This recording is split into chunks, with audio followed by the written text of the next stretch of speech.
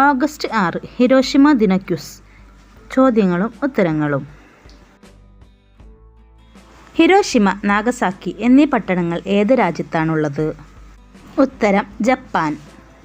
രണ്ടാം ലോകമഹായുദ്ധകാലത്ത് അമേരിക്ക ഹിരോഷിമയിൽ അണുബോംബ് വർഷിച്ചത് എന്നാണ്?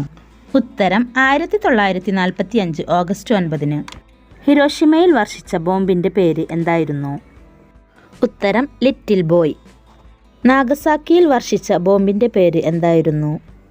ഉത്തരം ഫാറ്റ് മാൻ. ഫാറ്റ് മാൻ എന്ന അണുബോംബിൻ്റെ ഭാരം എത്രയായിരുന്നു?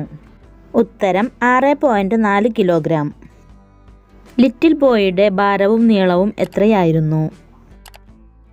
ഉത്തരം 3 മീറ്റർ നീളവും 4400 കിലോഗ്രാം ഭാരവും. ഹിരോഷിമയിൽ ബോംബ് വർഷിച്ച വിമാനത്തിൻ്റെ പേര് എന്ത്? ഉത്തരം എനോള ഗേ. ഹിരോഷിമയിൽ ബോംബ് വർഷിച്ച വിമാനത്തിൻ്റെ പൈലറ്റ് ആരായിരുന്നു?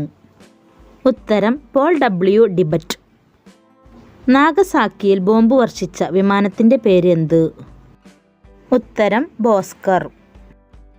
നാഗസാക്കിയിൽ അണുബോംബ് വർഷിച്ച വിമാനത്തിൻ്റെ പൈലറ്റ് ആരായിരുന്നു? ഉത്തരം മേജർ സ്വീനി. രണ്ടാം ലോക മഹായുദ്ധകാലത്ത് അമേരിക്ക ഹിരോഷിമയിൽ അണുബോംബ് പ്രയോഗിച്ചത് ഏത് സമയത്താണ്? ഉത്തരം രാവിലെ 8:15. ജപ്പാനിൽ അണുബോംബ് വർഷിച്ചത് ഏതു രാജ്യമാണ്? ഉത്തരം അമേരിക്ക. അമേരിക്കയുടെ ഏതു തുറമുഖം ആക്രമിച്ചതിന് പകരമായിട്ടാണ് അമേരിക്ക അണുവായുധം പ്രയോഗിച്ചത്?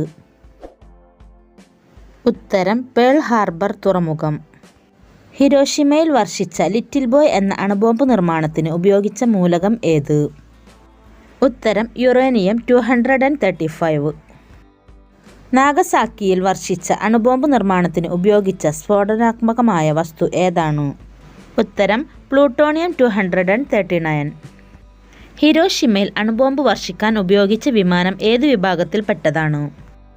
ഉത്തരം B-29 ഇനോള ഗേ. ഹിരോഷിമയിൽ ആറ്റം ബോംബ് പ്രയോഗിച്ച അമേരിക്കയുടെ B-29 വിമാനത്തിൻ്റെ ലക്ഷ്യസ്ഥാനം എന്തായിരുന്നു? ഉത്തരം AIOI ബ്രിഡ്ജ്, ഹിരോഷിമ നഗരത്തിലെ. ഹിരോഷിമയിലെ ബോംബ് വർഷത്തിൽ അതിൻ്റെ അണുപ്രസരണം ഏറ്റു രക്താർബുദം ബാധിച്ച് മരണപ്പെട്ട പെൺകുട്ടി? ഉത്തരം സഡാക്കോ സസക്കി. സഡാക്കോ സസക്കി മരണത്തിൽ നിന്ന് രക്ഷപ്പെടാൻ കൂട്ടുകാരിയുടെ ഉപദേശപ്രകാരം എത്ര വെളുത്ത കൊക്കുകളെയാണ് ഉണ്ടാക്കിയത്? ഉത്തരം 645 കൊക്കുകളെ. ആണവ നിരായുധീകരണത്തിൻ്റെ സന്ദേശവുമായി ശാസ്ത്രജ്ഞരുടെയും ചിന്തകരുടെയും നേതൃത്വത്തിലുണ്ടായ പ്രസ്ഥാനം ഏത്? ഉത്തരം പഗ്വാഷ്. വീഡിയോ ഇഷ്ടമായാൽ ലൈക്ക് ചെയ്യാനും ഷെയർ ചെയ്യാനും കമൻറ്റ് ചെയ്യാനും സബ്സ്ക്രൈബ് ചെയ്യാനും മറക്കല്ലേ. Thanks for watching.